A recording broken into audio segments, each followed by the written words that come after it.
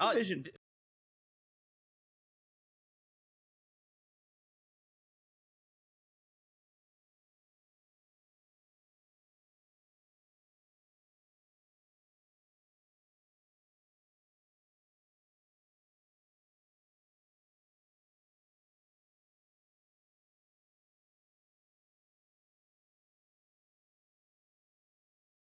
Hello. Oh shit. Jeff, Hello. you okay? That was Yeah, a really why? abrupt. That was a really abrupt exit from the meeting. Oh, I had to go pee so bad. Jeff, Dean was mid-sentence talking to you. I know, but I'm like, I gotta go. Gotta go. You gotta go. All right. Did you hear what he wanted to tell you? Because it was important. Yes, I saw your message. Okay. Just Yes. making sure. Yeah. He's like so going. I was like, Dean, Jeff's gone. Yeah, I had to go. Jesus That was Christ. the message. Well, we were already into the meeting once. Dean always does that. We ended the meeting, and Dean's like, okay, time to start the next meeting. I'm like, come on, Dean. Secret meeting. Yeah. We went in the voice chat for like an hour. No, he's been getting ready. Okay. Mike, talk. Mikey talk. Talking Mike. Mikey talk. Mike, let me move this a little bit. Mikey talking. Talking Mike. Mikey, Okay. Mike, Turn Mike. on your camera, Mike. And You turn on can't your tell me camera. what to do. Okay, could you please turn your camera? Yes. Okay. Okay. It's a All lot right. of I think firms. are we good? We're live. I fed up with his world. Nice. Nice. Oh, that makes me happy. Okay, we are looking at a chat. We are live. Chat. Let's get started. Let's do this. Ready, Mike? Okay, never mind. I didn't say anything. It's cool. Everything's good. Bye. Well, you can say what you're gonna say. I mean, it's not this. It's impromptu. All right. Going. Okay. Let's see. Let's test this. Okay. All right, Mike. Jeff You ready? Keighley will acquire the game mess as a defensive move. We are only ever a defensive move. I'll tell you that. Mike. You ready? All right. I am ready. All right. Let's Go. see. Hit the We're record going in button. raw. We're going in raw dog. 5, 4, 3. Oh, Mike's not center. Uh-oh. Nope, they're not hearing it. I gotta start over. Okay. Okay. That's what Chris was gonna say. Is that I'm not center, and he is right. I'm not. But I don't care.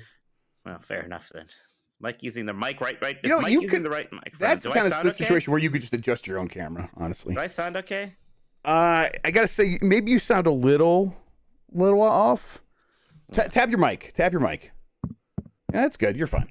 It was just your mic was far away, I think, and now it's better. I think it's better. Okay. 5, 4, 3.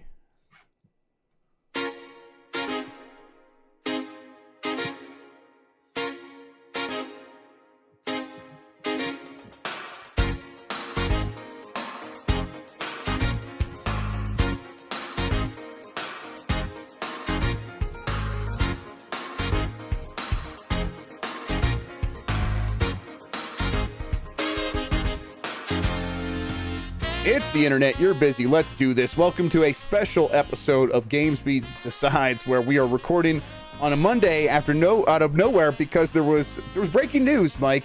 Breaking news, big news again. We're not even out of January yet. God damn it! Yeah, Sony is acquiring Bungie for $3.6 billion, and yeah, that's a lot of money, and it's a lot of money for Bungie. For one developer. Yeah, it is significantly more than they paid for Insomniac a few years ago now at this point. It is about half, nearly half what Microsoft paid for Bethesda and ZeniMax in its entirety.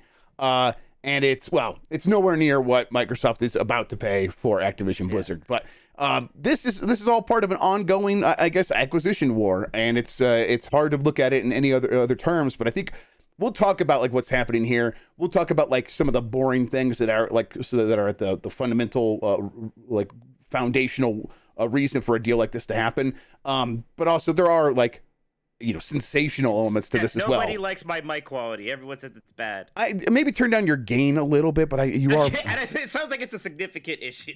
Okay. You hadn't talked this. You literally had me do a voice test. You're like, "That's good." And now Well, I everyone's can't mad tell. at I don't me. have a good ear.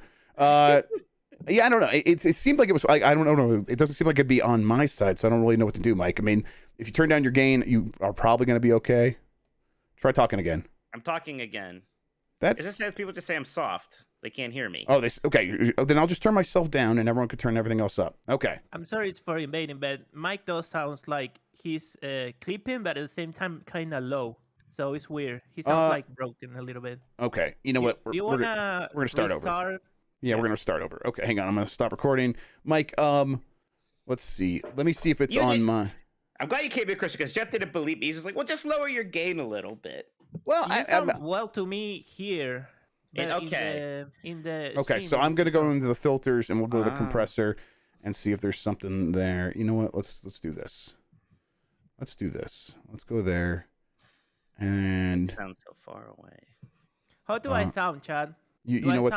The threshold on the compressor was just really low. I think it was probably because almost certainly because of when we had a bunch of other people in here. All right, Mike, talk now. I'm Mike Minotti. I'm talking for an extended period of time. You're low, but I think let me turn you up here, and then I would never cancel Christmas. And then let me get the makeup gain going. Hang on, filters. Okay. Okay, Mike, talk now. I am talking some more even. How do I sound, people on YouTube? Let me know. It's good now, says Victorino. A little lower. You could probably turn your gain up a little bit now. It says much better. Okay. Yeah, it was the threat. It says much better. Okay, we're good. Yeah. Okay. Okay. Now, Mike, now I need to just check our levels against each other. Talk now. Hello. Sure. I'm talking. I'm talking too. I'm gonna turn myself down a little bit. Okay. This is fine. We can work with this. Okay. All right. Starting over. Still clipping a little sister. What does that even mean? It means like it kind of it's like blowing out at the top, like where it sounds like the microphone can't handle how loud you're being. But should I lower my gain then? Yeah, lower your gain again. Yeah.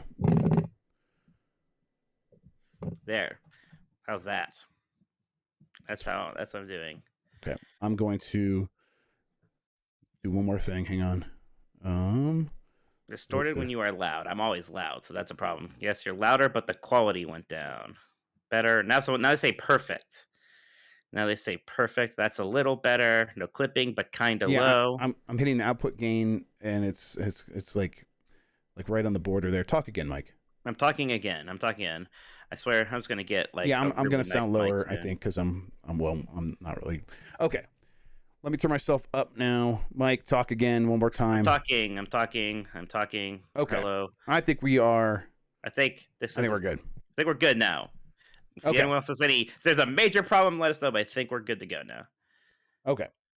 5, 4, 3.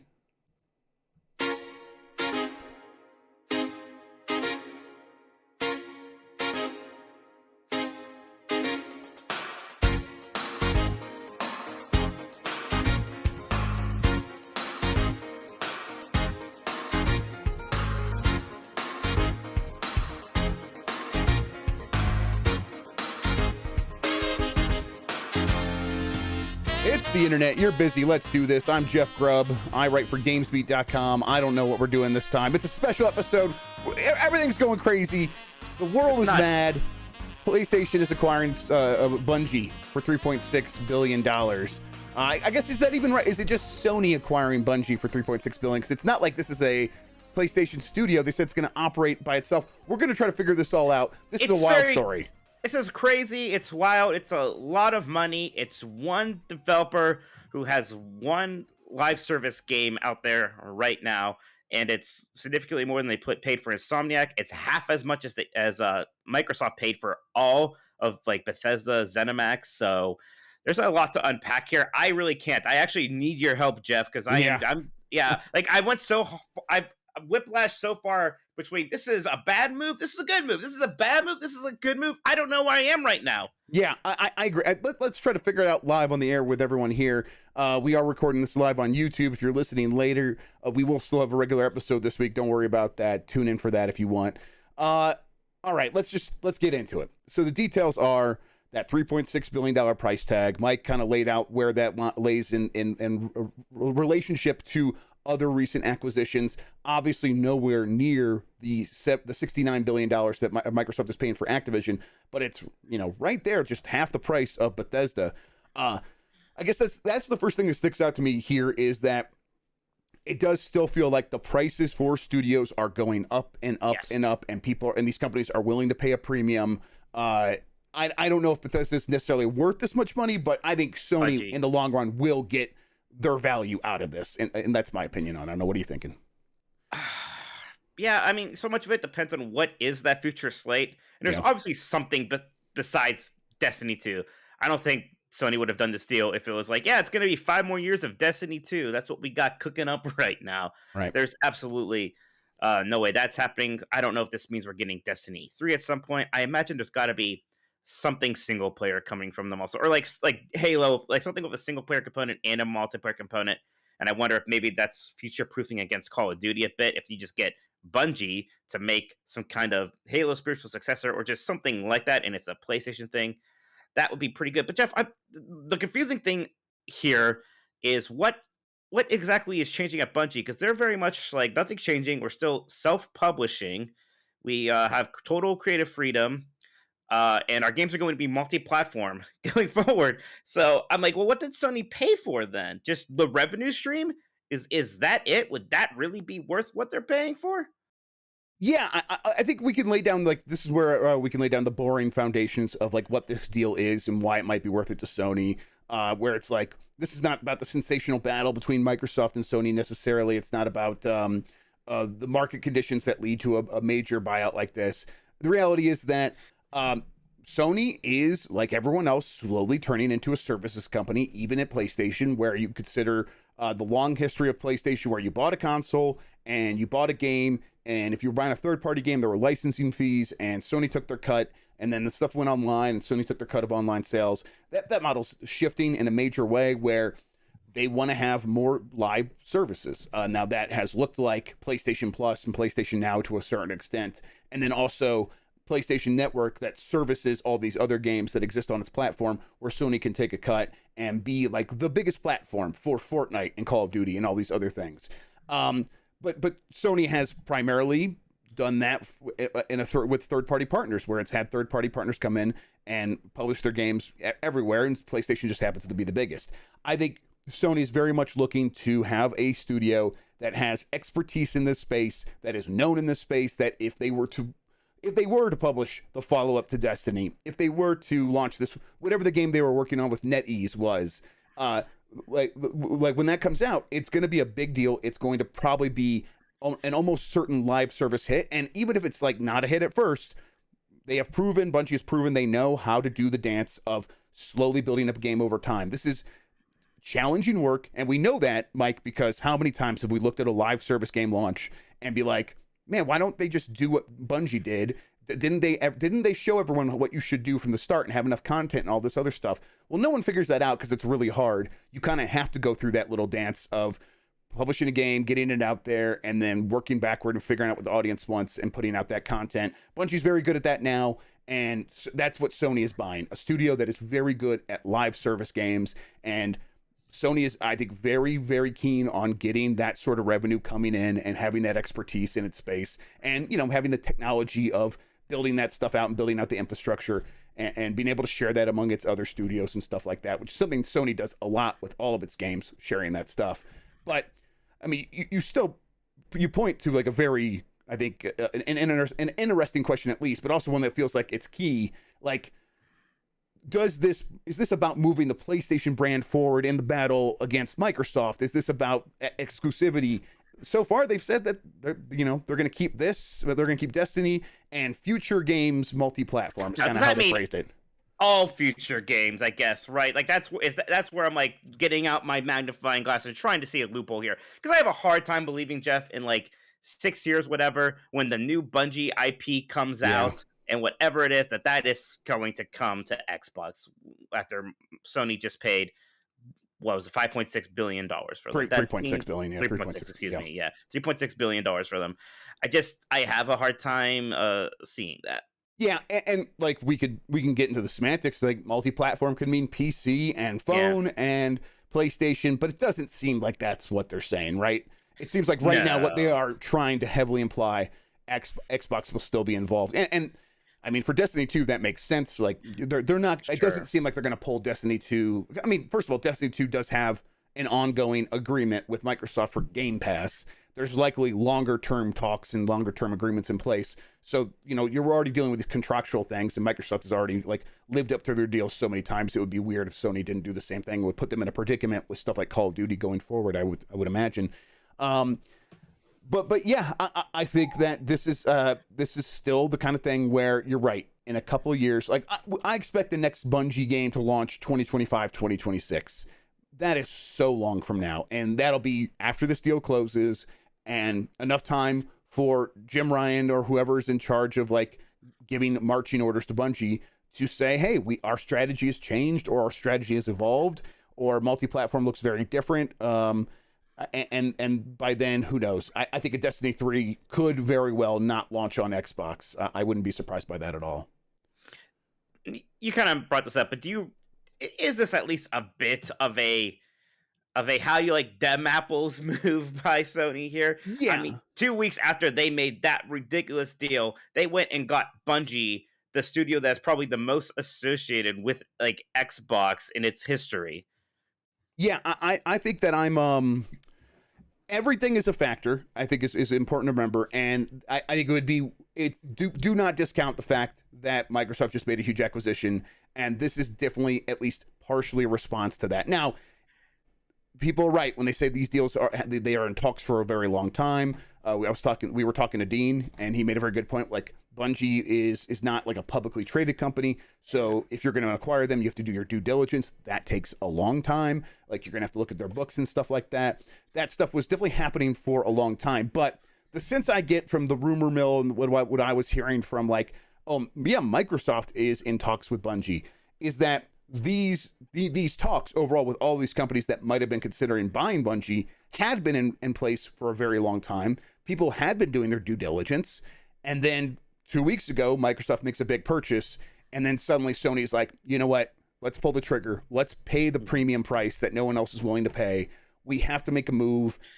We have to, like, all the other factors of the market are in place here, where studios are only going to get more expensive as these acquisitions continue, because companies are going to be in higher and higher demand. There's going to be fewer and fewer companies to actually acquire. And then inflation is something that people just cannot ignore here, because we had 7-8% inflation over the last year or so.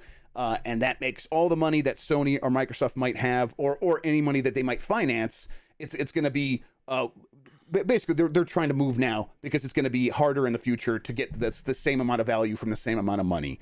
And that works whether you're paying cash or you're financing. It's the same exact math.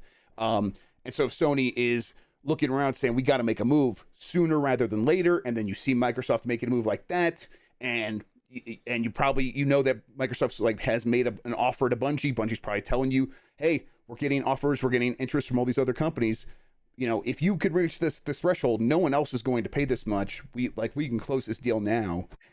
This is the kind of thing where you pull the trigger, you actually get to announce it, because something like that happened with Activision. So yeah, I think this is right. How you like them apples is a very good way of putting it. Yes, and I absolutely believe that Bungie was talking to Microsoft and probably other people, and that's why part of the reason why this price was so high, top of everything else. Remember a couple weeks ago we were looking at studios, and I was saying how much I thought Square Enix would go for, and you told me that it was too high. Do you think I was too high now? Yeah, I think what was their market cap? It was like 6-7 billion, and I was like 15 billion. You're like 20 billion. I think you might be right about the 20 billion number now. It just feels like these acquisitions are going to keep ballooning and keep. It is. Listen, Bungie is very valuable. They're going to be worth this amount of money probably in the long run. But 3 or 4 times the price of whatever Sony paid for Insomniac does seem a bit extreme. Releases a lot more games. Yeah. And Square Enix has a lot more. Yeah. So this is I don't know. And Sony made it clear, Jim Ryan made it clear, expect more acquisitions. So, and I think that is all the factors. They want to spend money now rather than later, because it'll just cost them more later. And Microsoft is making moves and putting the pressure on them, so they want to do it now rather than later. Do you think, is this as big as they're going here? Are we still going to see that like kind of big ticket publisher acquisition, like a Capcom, a Sega? a Square Enix, or is this going to be a strategy where they're going after these kind of independent studios like a Bungie? I mean, there are many more out there, certainly maybe not of a size like a Bungie. Maybe there are. I'm just not knowing. What do you think is their plan here? I mean, I think that they're going to keep every option open, and I don't know. I think that they might be willing to go bigger. I mean, you know, you got to keep in mind that like Square Enix would be a lot of money. It would be very difficult to pull off if they did show Especially interest. they just spent this now. Especially they just spent this now. But I still just do not think it's out of the realm of possibility. People are so ready to just say there's no way that's happening. And in this world, I cannot. I'm not on that boat. I'm like, I'm gonna keep my options open here and sort of accept that anything could happen. Because these companies aren't thinking necessarily about their next quarter. Now, their next quarter is very important to their investors and stuff like that, and they are going to have to do what's right by that. But they are thinking 10 years down the line and trying to make sure that they are in a strong position. Like a Destiny and a Bungie acquisition and a live service game that that you can, if you invest in, you're going to get a lot out of. That is the kind of thing you can count on 10 years down the line. That's how far they're thinking. And when you're thinking that far ahead, spending up to $20 billion becomes a little bit easier and a little bit more realistic. I don't know. I don't think they're definitely not done. And I think they will at least probably go this scale again. Jeff, we got some super chats. Why don't we answer these questions here? Let's do it. Let's do it. So Ariel Dogad just says, bring back Haze, but by Bungie this time. Lol. Who even made Haze? Because that wasn't like a Sony studio. It was a PlayStation exclusive, I think. Man, that was a weird game. Yeah, I can't. Free Radical Design was Haze. Weird. That'd be a funny one to go back and play, because that would be like the most like 2008-esque game you can play, I feel like, or whatever it came out. Wow, Radu, May 2008, Mike. Wow, got it in one. Got it in one. I'm pretty good. Good. Radu Perigo Tagana says, this Bungie Sony buy has real. Oh, yeah, Phil? Well, guess what, energy? Just like my, how do you like them apples? Yeah. Well, I mean, because Microsoft owns Crash, and now Sony owns the studio that made Halo. So it's so weird. Yeah. I tweeted this earlier. Like, remember, we thought it was crazy that Microsoft owned Conquer. Yeah. God, we were so naive. We're so naive.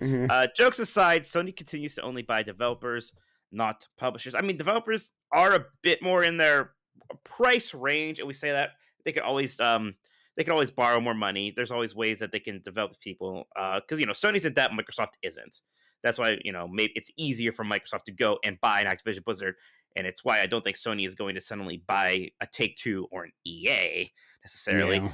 But I tell you what, if you wanted to make a splash just by buying a developer, this is probably your best option out there. This is probably the most, and I know you said this isn't the main reason why I do this, but this is the most headline-grabbing developer that you could buy, right? Yeah, I mean, but like the reason it's probably not about the headline, right, is because then you immediately say Destiny is going to be, like, we're the exclusive home of Destiny and stuff like that, and everything Bungie's making going forward is going to be exclusive, because that's what really gets the sort of juices flowing, and the the ink hitting the printing press and all that stuff is people trying to figure out, like, what does this mean for people who are spending $500 on consoles, which is sort of like the lifeblood of so much of what we talk about, especially these days. Like, consoles are so expensive, so hard to find. People are typically trying to pick one, and they're trying to make the best bet. So when they get worked up about like exclusives, usually it means like a fear of missing out, and they're afraid of having chosen the wrong console. And so they're not doing that. So clearly they're like trying to be. I mean, I think they're trying to serve many masters here. They definitely know that they need to look like they're competing with Microsoft, and getting a Bungie level acquisition. You're right. It's the kind of thing that does on paper, like at a glance, look like, oh, that's a big name. That's the studio that made Halo. And that keeps them in that sort of conversational competition, whether you're talking about the perception of investors or gamers or whatever. But then at the same time, they are like looking ahead and saying, how can we strategically use this company in the best way possible? And also they are trying to fill gaps, so that they're trying to patch holes. Like, okay, Call of Duty's future on PlayStation is uncertain. Now we have a studio that we know if they put out a shooter, it'll at least have a chance to draw attention. And we can now make the Halo killer with the people who made Halo. Like, we tried to make a Halo killer for so long. Now we can really have a chance of doing that, and that helps. It's funny you said that because there's a super chat here from Odogawa says, "I like to see Sony do a Resistance reboot." And I think there's one coming up later. Somebody brings up Killzone, but if they have the freedom that they're saying they have, there's no way Bungie would do that. They're not going to want to make a new Resistance or Right. a new Killzone. And it sounds like they have the option. They get a say in that. They're not Like, taking that would be so fucked marching up. orders. That It would be It'd so awful. messed I'd hate it. I know people are joking. I'd hate it. Yeah, I mean, like, it was funny that Tim Schafer can make King's Quest. Like, there's something perverse about that. But Yeah. if Bungie ever makes a Killzone, I'm gonna lose my mind. Actually, That's like, just, that's just disgusting. hilarious. Yeah. Maybe they should do it. Yeah. Maybe they should. What the hell? Maybe there's enough. Maybe there's enough people there with ironic taste and humor that enough people at Bungie will be like, Yeah. yeah, that'd be funny. Let's do it as a funny joke. Yeah, Jim Ryan's really cheeky or something. Like, yeah, exactly. Yeah, Luke Smith's like that gives me the giggles. Let's go for it. David Radikoff says, "What does the Bungie purchase mean for the deal they had with NetEase? Is Sony buying them out of that agreement? Can't wait for Bungie's Killzone." I was wondering about this too, Jeff. What's going on with the NetEase situation? I think this means they're buying them out. I would imagine that we're gonna find the answer after that pretty soon. But yes, I think this probably means that Sony has bought out that agreement and now owns the rights to that game and everything, and would be publishing it and stuff. I mean, that's almost certainly another live service game, like you're saying, a NetEase thing. Yes. Oh yeah. And that was like it was a big investment and stuff like that, and what NetEase would want for like the Chinese audience. Yeah, I think it would be another sort of a Halo style arena shooter, right? Yeah. So I mean, some sort of live service game that's based on shooting, I would imagine. I mean, that's as much like that. That's just like filling in the gaps with like what we know about the participants, but it also seems like a really reasonable bet. Mm-hmm. J-Boy on the Run says it won't be any exclusives deals. That's the best part. I just can't believe it, Jeff. I'm sure in the immediate future here, but what is the immediate future, right? It's this NetEase thing or whatever that was, and like more Destiny 2.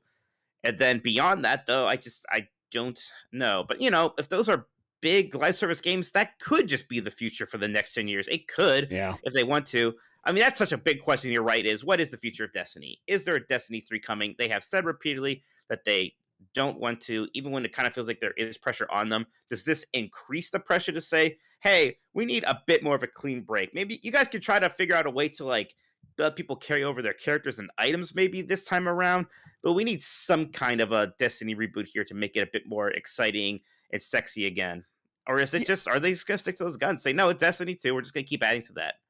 I mean, I think this gives them the financial backing to say at any moment we could pull the trigger on working on Destiny 3. I bet this gets them thinking about a Destiny 3 quicker than they would have otherwise. Where it's like, okay, listen, everyone involved here just made a lot of money. We are financially secure. If we want to go start a new project, we have a big daddy PlayStation that will back it. Like let's go ahead and really think sky high here, and they want us to think sky high. But this is like, you're right. If they also just kept doing Destiny 2 for the next, and it was like growing on that, like that's going to be financially totally sound. Like you could pay the interest probably with the money that this Destiny would make by itself, let alone whatever this other NetEase game was going to turn into. And it would probably just be just fine. And then on top of that, this is like, Sony's MO right now, and this is not necessarily a Jim Ryan initiative. Jim Ryan definitely inherited this, but he's keeping it going.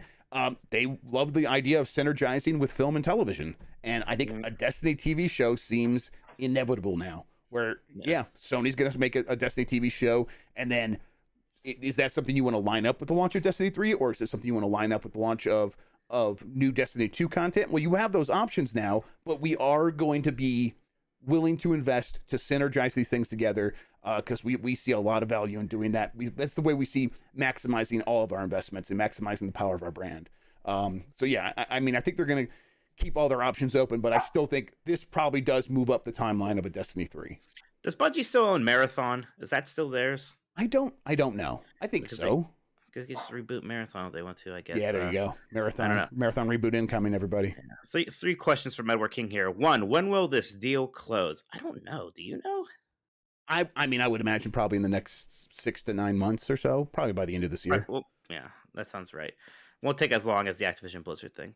Yeah. 2, was this deal really worth it if all existing / future Bungie games are multi-platform?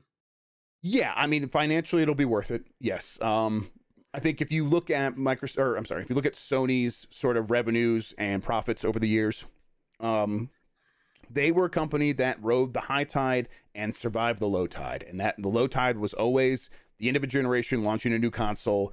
And if you know, Shugex puts out this chart every time that Sony reports their earnings, which I think they're doing this week actually. But like when a new console would launch, Sony would lose at least a little bit of money, and during certain generations, they would lose a lot of money for a couple years in a row. We are in the transition from PS4 to PS5 right now. Sony's profits are better than ever, and it's all because of services, and anything that can kind of fill in, like add more on top of that services revenue is only going to be a benefit to them. It really, like, so if it's not exclusive, if it is just what it says on the surface, this will absolutely be worth it to them. But yeah, there's also, you know, we have no idea how this is going to shake out in the next couple of years. Like everything is still on the table, so they could eventually make some stuff go exclusive, or they can make, like, you know, spin-offs of Destiny that are, you know, sad dad behind the camera, third person adventure You're games. obsessed with sad dads. I just the term is very fun to me. I like the idea of sad dads.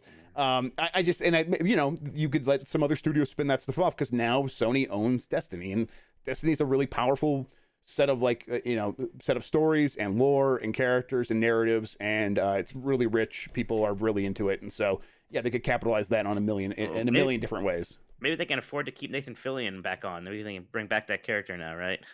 Yeah, he'll probably come back from the dead. That's probably gonna happen. There we go.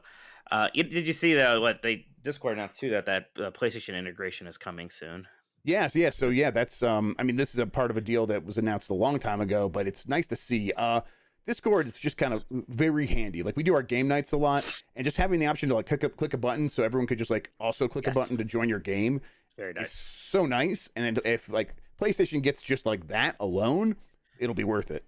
So I don't know. PlayStation's making a lot of very strategically sound and smart moves, and I think when people say, like, you know, how can they possibly compete with Microsoft? It is stuff like this. It is like they're gonna do what's best for their bottom line. They're gonna think on all time scales. They're gonna think about, like, what's gonna do very well for the PlayStation 5 this next year. They're gonna do that, and what's gonna be healthy for Sony game making, the Sony game making business 10 years from now, and they're gonna do that. And if they could do that all in one with something like this, then yeah, they're gonna do that and pull it off. And yeah, it seems like Sony's got an idea of what its future looks like, and that, to me, that's pretty exciting, because it's like, okay, this is going to be an interesting fight for a very long time. Edward King's last question here is, what does this mean for Xbox? I mean, that's the weird thing, is that it seemingly doesn't mean much for them, at least if we're taking everything that they're saying at face value here. Like, so, you know, we heard that Sony and other companies were kind of freaking out a bit when Microsoft bought Activision Blizzard. I mean, do you really think Microsoft is freaking out today because of this? I mean, I think Phil Spencer might be, like, a little frustrated, but I bet he almost certainly knew this was coming. I mean, we had been hearing those rumors that we were trying to track down, that Microsoft was going to, you know, acquire, or was in talks. It was never like Microsoft is acquiring Bungie, but there was, like, there's discussions happening. And Phil Spencer was almost certainly used to jump up the price for that Sony ended up paying. So he probably knew. But Phil Spencer loves Destiny. He loves Bungie, and he does regret the way that the relationship went between Microsoft and Bungie when they split up and stuff like that. So I bet he's kicking himself a little bit. They're not freaking out though. They'll be fine. Give me a little bit of how did that happen in the first place? How did Microsoft just lose Bungie or let them go? Is that something that would even possibly happen today? I mean, it was the kind of thing where the studio was very unhappy. They did not want to keep working on Halo. They pitched the idea of Destiny. Microsoft said, no, we need more Halo. Bungie's like, listen, this is irreconcilable differences. Can we buy ourselves out? They paid, I don't know, what was it, like $800 million? I can't remember the number, but they paid a lot of money to buy themselves out and go independent, and immediately made that deal with Activision, and then all that stuff didn't go well. But that was basically that's the quick version of it. Is the third time the charge here? Is this the partnership that's going to make Bungie happy? No, it won't. They won't be happy until they're acquired by Nintendo, Mike. There you go. Yeah. Well, I mean, that's clearly why the terms here are so probably intense about the creative freedom and all that stuff. But I wonder like how long do those terms last for? I mean, is there some point? Is it like what now and forever? You get to do whatever you want, or is there some point where Sony's going to have more leverage? I don't know. There's just so much about this that Yeah. seems hard to believe. It just seems so lopsided in Bungie's favor in a lot of ways. But again, I mean, it makes sense that it could be right now, right? Like this is the most valuable they're probably ever going to be. Yes, Bungie definitely had as much leverage as it's probably ever going to have. I mean, this is what we said about the Nintendo studio that makes Luigi's Mansion. Next level. Yes, next level. They're like, we just made a really popular game. Studios are getting acquired left and right. We're ready to sell, and we're going to sell at a high price. Nintendo, are you going to be the one that buys us? And Nintendo, not usually one to move in that sort of way, was like, yes, we are going to buy you. Like, Yes. that's how tight the market is for acquiring studios, that Nintendo was like, okay, we will buy you and we will pay a premium. Not something Nintendo normally does. So yeah, Bungie had a lot of leverage. I'll speak to like, the exclusivity thing one more time. Like this is something that also Dean brought up in our meeting. It's a good point that people should keep in mind. A lot of times people talk about antitrust in relation to Microsoft because Microsoft is making such massive deals, but Sony actually still is the market leader relative to Microsoft. Now Tencent's bigger than Sony, but Sony's still bigger than Microsoft even after the Activision deal. So it has it's ahead. And if it says we're going to acquire something and then take it off of other platforms, that might actually look more like antitrust than if Microsoft were to do it. It's kind of a weird, like to me, it's a weird situation. It's unintuitive to me. Like it doesn't make sense to me, but it's like, yeah, they control more of the market. And if they look like they're trying to push people out, that actually could like trigger antitrust warnings and stuff like that. So it's weird, but it is something to keep in mind. All right, here from Dylan. Is this acquisition for Spartacus? I mean, what would Spartacus get from this aside from Destiny 2, which hilariously, as someone pointed out in chat, left Game Pass about 2 months ago, right? Oh, did it? Okay, yeah. Yeah. So, I mean, I don't think this deal was for Spartacus. It'll probably help a bit if you have Destiny 2 on there, but I don't think that was I don't think Sony's making deals thinking about Spartacus the way that Microsoft makes deals thinking about Game Pass. Yeah, probably not yet. And this is like Game Pass is like the long-term service play by Microsoft. Sony is very much like, we could have a bunch of different services, and some of those services, like honestly, Sony wants a service that is a game. Like that's what a lot of its moves have been about recently. They talk about working with external studios and acquiring new studios, and a lot of times the words that are dropped are like new multiplayer shooter, free to play multiplayer game and stuff like that. They want one of those. They have a lot of those cards, like a lot of those forks in the oven or whatever the saying is. Buns in this the sort oven? of just this sort of just Why would cuts you to put the a chase. fork in an oven? I don't know. Because I'm a stupid person, and I'm like, Fair I want to enough. see what Well, happens to the fork. Look, you try to move on. I just wanted to let you know that Yeah, was thank you. I appreciate it. But like, yeah, this is the kind of thing where it's like this just cuts to the chase. This cuts to like, their fork is already burning hot at this point because they got something that's like already ready to go. So yeah. All right. Matt Tishbon says, Jeff, Destiny 3 exclusive? Does Bungie even want to make Destiny 3? I always feel like Destiny 2 was a top-down push from Activision to monetize. I mean, it was. Bungie's been on the record that they kind of regret making a Destiny 2. They would have preferred to have just kept adding on to Destiny 1, which is like a point against Destiny 2. But there are issues with Destiny 2 in terms of at least bringing in new players right now. Like they have a very dedicated player base. But I don't know. Maybe this is a small like field here. But I feel like I'm always seeing people, and I know I feel this way, saying it's too hard to just jump into Destiny 2 if you like haven't started yet, or if you started a long time ago. It's just confusing jumping back in there. And they're doing that whole cycling content thing, right? Where it's like they have to remove certain worlds and put some back in just to kind of, for the tech issue, for the size issue. So I don't know. Maybe you could solve some of those problems with a Destiny 3. What do you think here, Jeff? I mean, I think that you're right. I mean, and the real reason they had to move on from Destiny 1 to Destiny 2, besides the fact that Activision wanted them to, the tools were really like out of date for Destiny 1 and very difficult to work with, and they needed a more of a fresh start, and Destiny 2 provided that. At a certain point, like that the tech debt they get themselves in with Destiny 2 probably will catch up with them, and they will want a Destiny 3. But you're right. Like, there's always going to be a benefit to making a real sequel. Like, this is almost like a weird mutant version of the episodic gaming thing, where it's like at a certain point, if you miss the first couple of episodes, like you're like, okay, I could catch up on all of them, but I've sort of missed it now. I'll get around to it eventually. And that's how I end up looking at a lot of live service games where, okay, there's a lot of stuff that's happened. I could kind of jump in whenever at this point, and so I kind of decide never to jump in. Now, if it's a brand new game with no baggage, a lot of that stuff's removed. I feel like a lot of the barriers are removed, and I don't think this is a mental hurdle that only I have. I mean, you just described it as well. That's like, it's a ripcord they can pull whenever they need it, and it will always be like an option available. And I do think that they will want to pull it eventually, because it's like there are a lot of benefits, whether it's on the tech side or on the marketing side, but eventually it'll be beneficial for them to go for it. Mm-hmm. I mean, there is part of the problem too, like you need something big to excite people, and it's a good thing that they have such regular expansions now for, you know, monetizing the game, but it's not as good in terms of making people excited, right? Like, and with me and you here, there's a new Destiny expansion. It doesn't seem like that big a deal. When there's like the new, you know, World of Warcraft expansion, even once every 2 years, I bet to you that still registers as news, even, right? Yeah, I'll say it even different than that. Like when a Warframe expansion comes out, it almost like registers more with me than a Destiny expansion. That's probably not true across the board, and it's probably not like objectively even true. But something about Warframe, is that I said Warzone? Warframe. It seems like it does almost feel like a new release, because they've sort of nailed that cadence, and they've nailed like building that stuff up, and they add so much and so different and stuff like that. Where it's like with Destiny, they've already done one sequel to that. And so it's like, I kind of associate like, okay, that's like the big jumping off point. Everything other than that is kind of adding more of what they've added before, but different and stuff like that. Yeah, I don't know. It's again, I think it's a mental thing, a mental hurdle that they're managing just fine. They are still growing for the most part. And when they do put out new content, they do just fine. But I still think, to me, I would associate a Destiny 3 with more like what you said, like an expansion to World of Warcraft, more than I would, certain other kinds of content. Yeah. Yeah. Thrax says, how much longer till Nintendo buys Level 5?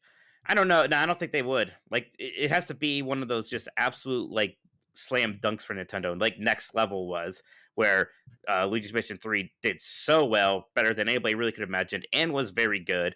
And it was like they were for sale. So, but other than that, I'm not sure who even makes a ton of sense for Nintendo right now. Like, there's indie developers like a Yacht Club Game, and I don't think they're even thinking about them very seriously. Yeah.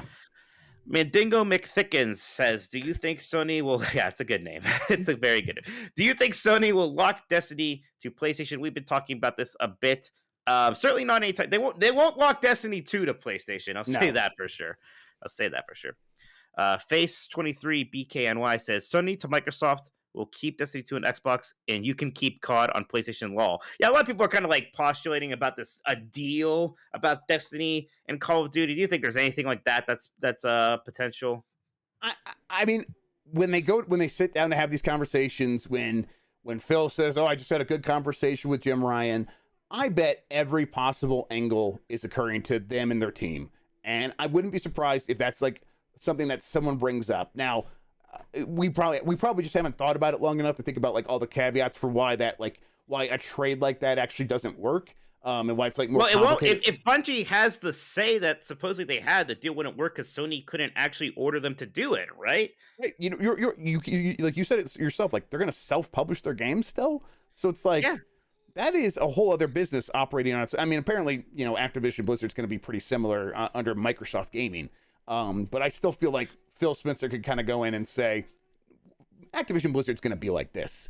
And that's right. Not how they're framing what Bungie's going to be like under Sony. So you're right. If it is what they say it is, and they can't really like lie in the communications they've had so far, you're right. That's definitely it would be weird. Sridhar Ayaya says, does Sony have Bungie pivot to create a live service shooter to fill in the Call of Duty gap? I mean, they may not even have to pivot. They may already be working on that. That could be what that Nexon thing was. I mean, if it wasn't, though, I'm certain that at least there is some kind of a multiplayer shooter that's not like an MMO like Destiny. That's more of an arena thing, like a Halo. And maybe there is some thought there, like, well, if we ever do lose Call of Duty, at least now we have this. So there could be something we can still maybe market to that audience, but I'm not sure if that was like super forefront in their thinking here. Yeah, I agree. Face, that's one I just read. Dean8149 says, is Bungie a bigger studio than I realize? Are they capable of making more than just a game every 5 years and supporting Destiny? I would have thought the same of Insomniac, but they put out a lot.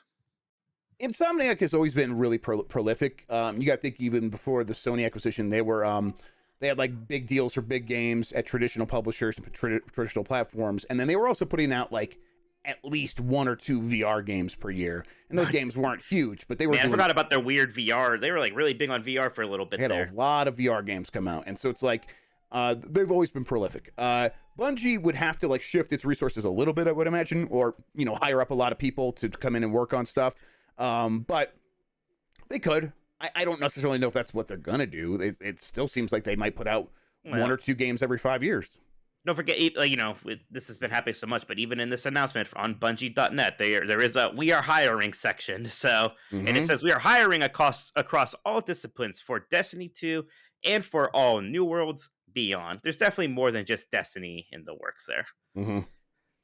Big Fresh 37 says, you don't need to worry about Destiny's new IP being exclusive, but Bungie's history says they'll lease Sony before that game is out anyway. I'll tell you what, I mean, I know it's like history would seem to indicate that. There's no way they're leaving Sony anytime soon, if at all.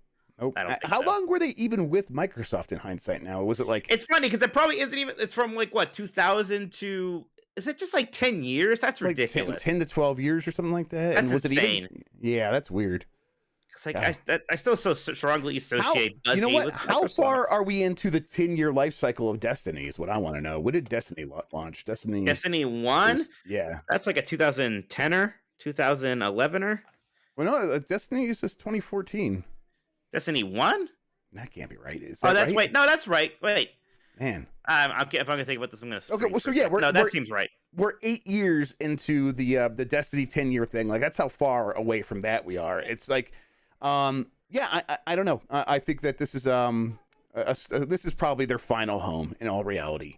At the very least, if you're one of the people who owns a lot of money or a lot of stake in this private Bungie, company, you just got your big payday, and you could just wait till your shares are vested, and in a couple years, just leave and start your own, start a new thing. Like, you do not need to buy Bungie out again. You just go start a new thing at that point. So yeah, Bungie's not going anywhere. This is their final resting place. Jared Helder says, is this a response to Microsoft's acquisitions? What do you think Nintendo's perspective is on this? Should they change their strategy? Nintendo's position is definitely like, you saw that picture of Kirby fishing, right? Yeah. It's just Kirby fishing. That's what Kirby fishing. That's what they're doing right now. And then is it like, even if this is something that's been in the works for 5 years, and if it was and the people who put the deal together never even heard of Activision Blizzard, it doesn't matter. This is still a response to that acquisition, because that's what investors are going to view it as. Like, at a certain point, perception becomes reality, and investors drive these decisions. They drive the perception. They drive the perception of the value of these companies, and all that stuff depends on the stories they tell themselves. And this looks like a duck. It's quacking like a duck. Everyone's going to view it as a battle between Sony and Microsoft in an acquisition war. Yeah, it's quacking right now. Bobina Patiek says, Jeff, a year ago, you talked about rumors of a Mandalorian game. Has anything changed in that time? Is there still a chance for a Mandalorian game? Man, these ones always get me, because it's like, that's not what happened. I said that I was hearing rumors that I did not think were true. It was like the second half of that sentence. And I will tell you that they're not true. There was no Mandalorian game happening especially at the Coalition. That's the rumor I was hearing. And I was like, that ain't happening. That's not true. That's not what they're working on. I know what they're working on. It's not a Mandalorian game. And then they came out and said it like themselves. We're not doing that. Jeff Grubb sucks. Why do you say that? I'm like, I didn't. People just took it wrong. What nothing's changed. If a Mandalorian game is happening, which wouldn't be too surprising. You would think there would be a Mandalorian game happening somewhere. Right. Like, are we just gonna get 20 different Jedi games? Like, they're obviously I hope pushing not. the whole Mandalorian thing pretty strong. Yeah, and it's like it makes sense. It's still a cool character, and just in terms of like visuals, you could sell a game on that stuff. You could put a Mandalorian on the cover of a game and do just fine. I expect it to happen, but I haven't heard anything. And there was no real basis to any of those rumors at the time. Jeff, that's it for the super chats for now. Here, we got over 1,000 people watching, so thank you, everybody. Yeah, so let me ask you, Mike. What do you think happens next? That's Matt. That's the thing. It's still January. It's still January, and it's crazy. Like this whole because look, like it's a trend now. It's beyond just smart business decisions, and so far they have, I think, been smart business decisions. But it's going to become a trend now. Like now, Microsoft is probably wondering, do we have to react again to this? There's going to be a lot of other studios and publishers saying, like, man, maybe this is the time we sell. Because look at how much Bungie got, and that's just Bungie. We're Square Enix. Imagine how much we can go for now compared to what we are worth. It's just so hard to contemplate. We got another super chat here. Let's do it. From Jodakis. Says, Phil said Sony and Nintendo were not competition. Many took that as Xbox trying to flex. Are both these acquisitions by Microsoft and PlayStation trying to strengthen its stronghold against outside competition? Yes. Yes. They definitely are trying to shore up their future and make sure that they have a content pipeline that is sound, and they want to make sure they have a lot of talent. Because acquiring talent is like, you don't pay $3.6 billion to acquire talent. A lot of these people are going to leave in a couple of years, but for a couple of years, you are going to have this talent, and then you also get the IP, and that's very useful right now. This just shores up their revenue stream, their talent, their IP stable, all this other stuff in a really sound way in a way that will last for a very long time. But it also makes sure that they're the ones sort of in control of their own destiny. Pun not intended. Yeah.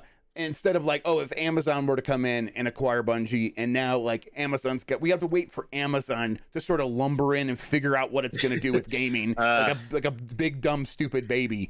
And it's like, okay, all right, are you going to make a console? You're not. You're going to do Luna?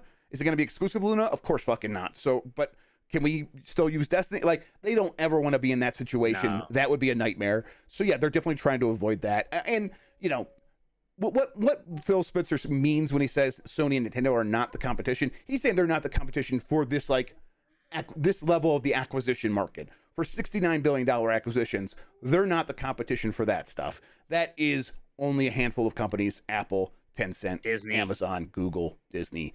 And everyone else is sort of like just can't play in that field. But that, Xbox still definitely is competing primarily with PlayStation. That's still true.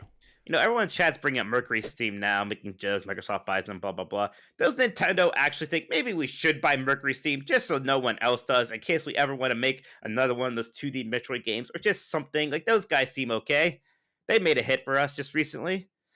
Yeah, I mean, I if I was Mercury Steam, I would be trying to sell right now. The big, one of the issues is like all of the reporting about the toxic work environment that came out right after that game. Probably that's right. I almost forgot about that. Probably hurts their sale price a little bit, right? So it's like, but if I were them, I would be trying to sell right now. If I owned any studio that has made any game that has had any success in the last couple of years, I would be trying to sell right now, because you're just not going to. Your early retirement is like right there. Go ahead. Sorry. Nah, nothing. I was going to tease the story work. I shouldn't. But there's another studio that might have that problem coming up here that maybe would like to sell, but maybe won't be. Maybe we'll have a harder time. Maybe.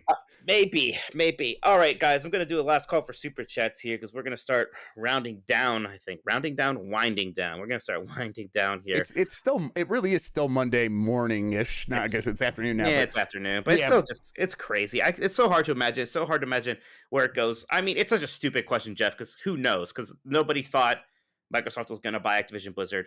Nobody thought Sony was going to buy Bungie, right? Like I was saying, Square Enix. Do you have any idea what is next? I mean, we've heard some rumblings that we can't talk about. Yeah, right? That's true. I guess I'm leading you. I forgot. There is a rumbling we heard, and but who knows? Who knows about that? Yeah, and I will say that it would be on the bigger side. That's all I would say. Yeah, and we'll say, like, this is why we say anything is possible, right? Because Kevin Yeah, Garnett. like you have to be like, everyone says it takes two to tango, and right now, To be clear, that wasn't him teasing it. Take Two, by the way. That's just a phrase. no, it's not. Definitely not. This is something people always say, like about like for an acquisition of a certain size, it requires both parties to agree. But right now, the urge to tango among everyone involved is so like such a fever pitch because this is I'm gonna recover some ground that we talked about a little bit. I'm gonna try to put it back in like a nice little package. The urge to tango is so at a fever pitch because if you are a company with a lot of money looking to spend that money on acquisitions to shore up your business going into the future, well, your money is going to be worth less next year than it's worth this year. It is these companies are going to cost more next year because the acquisition, the environment is just going to keep picking up pace, and these studios are going to be worth more, not even irregardless of what happens with inflation. So it's like, act now, get this money off your books before the end of your fiscal year. Move. Like 5% inflation's a lot. That's the kind of thing where like you need to get that money off your books because it's just literally burning a hole in your pocket. Well, we're at like 7-8% inflation, and it's going to start coming down in terms of like that rate, but still it's going to be a regular of like 5 to 6 to 7% inflation for the next couple of quarters. They are going to want to move. On the other side, you are looking at an environment where people are paying a huge premium for every company, and if you started a studio to become a millionaire, well, now you have a chance. Now you have a chance to become a billionaire if you are in a key position of ownership of one of these studios. And I mean, I kind of feel like most people are going to look at this and be like, I don't know if it's ever going to be like this again in my life. Mm-hmm. I could always start another studio if this is truly my passion, but now is probably my time to cash out. The environment is just ripe for acquisitions. It was ripe last year. It is more right now. So this stuff is just going to keep happening, I think. Through the end of this year, it's going to be a feeding frenzy. And people are going to be like worried about consolidation, and you should be to a certain extent. But keep in mind that companies don't make games. People do. And the people that are at these companies are more likely probably going to leave in a couple years, go start their new studios. And this cycle now. The cycle will start anew. This Absolutely. is the new circle of life for gaming studios. Yep. We have a few more super chats here. Sounds from good. Alexander Dark 91. The only thing that will make me sad with this acquisition war is after it's over and Konami still hasn't been acquired by anyone. Like, it's funny how that could be. That just could be true. But Konami's in this weird spot where, like, they probably just aren't going to sell only their IP, but it's what most people want. They don't want their casino and health club businesses, right? Yeah, and they got out of the making big AAA blockbuster games, and they did so at a time when everyone else was doing so for the same reasons. But they kind of stuck to their guns and have found a pretty. I mean, we talked about it last week on GamesBeat Decides, right? That Yu-Gi-Oh game, they're the one behind that, and it's very, very popular. And it's like it took them some time to like sort of like to find the ground there, but they make a lot of money from their business now, and it's like so they might just be like not even picking up the phone when people say, "Hey, do you want to sell?" Because they're not panicking; they've found their business model. So yeah, it still just feels like a waste because we can all tell that if they would have stuck to those IP, like they would still probably be some of the biggest IP in gaming, like they once were. And so, but Konami probably just doesn't look at it that way. I was very amused earlier on Twitter when you were just explaining why Konami got out of making AAA games, and a lot of people got mad at you. Yeah, and people were like, "Well, they make money," and you're like, "I never said they're not making money." Yes, it was like this is just, but the reason why they got out was the same as everyone else. It was the same thing that was happening with mobile gaming in 2012. Yep, it's very frustrating, Mike. I'm sure. Thrax says Nintendo could clean up Mercury's theme like Retro. Did Retro have problems? I can't really even remember. I don't even remember either, but like that was definitely at a time when less people were reporting on that stuff, and I was not paying attention as much attention. Dawson SA says, I've been seeing people comment that Sony should go after Take-Two. Excuse me. Is that even feasible? They have had a good relationship with Sony since the 90s. That seems pretty big to me, Jeff. Yeah. I mean, listen, I'm going to continue saying it, that like feasible is a word that can really be stretched to a certain degree and then beyond, especially in this world we're in now, where they could probably justify to themselves to find the money, to finance the money, to make a huge acquisition like that. But that seems like a really, really tall order. It does. And it seems the kind of thing where if you're Take-Two and Sony's knocking at your door saying, can we make this happen? That is really when Microsoft and Tencent and Google and Amazon step in and say, listen, we can't let you just be the only one that has Grand Theft Auto.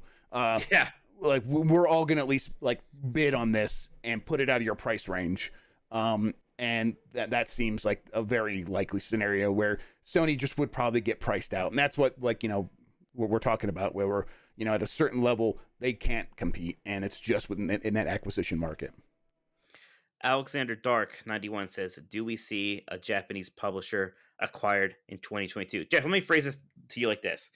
By December 31st, is there any possibility that Sega, Konami, Capcom, and Square Enix are all still independent by the end of this year? Is that possible? I mean, it's seeming less and less possible all the time. Now, the Japanese market's a little bit different. The rules are a little bit different. They have loosened those rules. Like, Chinese companies have begun acquiring some Japanese companies. And if, like, that's something that they would have previously balked at the idea of that. I think it's unlikely at this point that all of those companies are in the same, under the same ownership structure at the end of this year that they were at the beginning of this year. I think that's pretty unlikely. Last one here from Installation 7. Does Microsoft acquire any other studios this year? Or do they wait until next year? Your thought? I mean, it's only January 31st. I feel like they are absolutely acquiring more this year.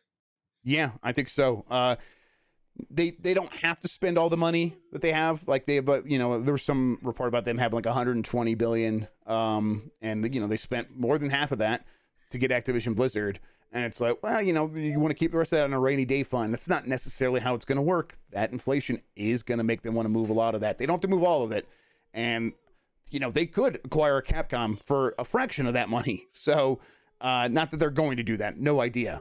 But I just feel like any money they spend that they have in the bank right now would be better used acquiring a game company than sitting in the bank. And they know that. And a bunch of companies out in the world know that, and will be like, probably be making some pinch decks and making some calls to say, hey, what would our price be? Like, I think this only increases. Like we always say, everyone's always talking to each other all the time about acquisitions. There's teams at these companies that are just in the mergers and acquisitions business, and they're always looking at every possibility. I bet these deals have really amplified the frequency of those calls. It's funny, Jeff. I just saw this comment from Chess saying the days of buying just one console are over. Me and you are old, Jeff. I remember when Super Nintendo Genesis, those games really had a lot of exclusives, right? Yeah, and it felt like more so than ever, everybody only had one or the other. So I don't know if those days are. I mean, it was just like, because I guess we didn't at that time. It wasn't like, I'm a gaming fan. Like, you really were just kind of buying Nintendo, and then Sega Genesis came along and presented this other option that you didn't even think about before. It was like we were learning what it even meant to buy and play games and stuff like that. So it was like there were some growing pains, but you're right. That's what it was like. That was just normal for a very long time. Got another super chat come in from Dash. How long could Bungie maintain its independent decision making and total creative freedom under Sony? Is there typically a number of years as a clause? I mean, it definitely had to be a clause. I do wonder if it's is this a time frame thing, or is there no, as long as you own us, this is how we are operating. Jeff, what do you think here? I think God, I don't know. We haven't seen the documents. We haven't seen the legalese. We don't know. I mean, I would say that it lasts as long as the company is making a certain amount of money. I bet if the revenue goes below a certain point, I bet they have key performance metrics, and if they don't meet certain KPIs, then Sony governance comes into play and says, okay, we need to reassess here, and we need to have a powwow, and then we get to decide, actually, should we change direction and should we change leadership? And that could happen at any time. But I would imagine that as long as Bungie is meeting a certain threshold, they will be able to maintain that independence. And that's that's to everyone's benefit, because Sony's not going to want to mess with it too much while it's cashing those checks. So, but once that stops happening, it's going to be pretty similar to what happened with Blizzard under Activision, right? Like, Blizzard was it was making a ton of money, but it's it started dipping down from its super high highs. Line stopped going up. Yeah, the line stopped going up, and Activision panicked. It was yeah, exactly. It didn't go up as much. That's all it took, and that was due to toxic leadership at Activision. Sony's probably not going to be exactly the same, but it'll be a similar sort of mindset. Man, it's funny. People are saying CD Projekt Red would maybe be ripe for an acquisition. How much do you think they're upset that they chose that time to release kind of a not I don't know if flop's the right word, but certainly bad timing to release Cyberpunk, right? Because imagine how much they could be worth right now if that was the hit we thought it was going to be. Yeah, yeah. I mean, if they would have delayed and were releasing Cyberpunk right now, and it was like in really good shape, and it was like a next gen game, yeah, they would probably be in a really strong position to sell out on top as well. I can't imagine that the people in charge of CD Projekt Red and CD Projekt are like would not be looking to sell in an ideal world for them. Maybe. I mean, they were in right before Cyberpunk. They were in such like a high place. Like they thought they were going to be the next Rockstar. Yes. And that didn't happen.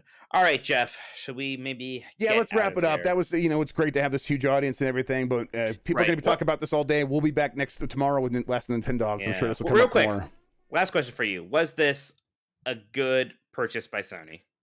I think this is a smart move for Sony. It is the kind of thing that it like we talked about the strategic goals for Microsoft with acquiring Activision Blizzard and how that deal meets all of their strategic goals with growing Game Pass and making Game Pass like this thing that other companies want to put on their platforms in the long run.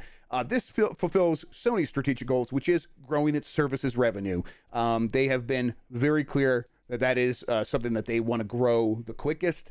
This seems like one of the best shortcuts they could have taken to accomplish that goal. So this is what they say they want. This is going to get them what they want, and I'm sort of willing to just trust them that they're going to be able to figure out all the other details that go alongside this. So yeah, I think this is the right move.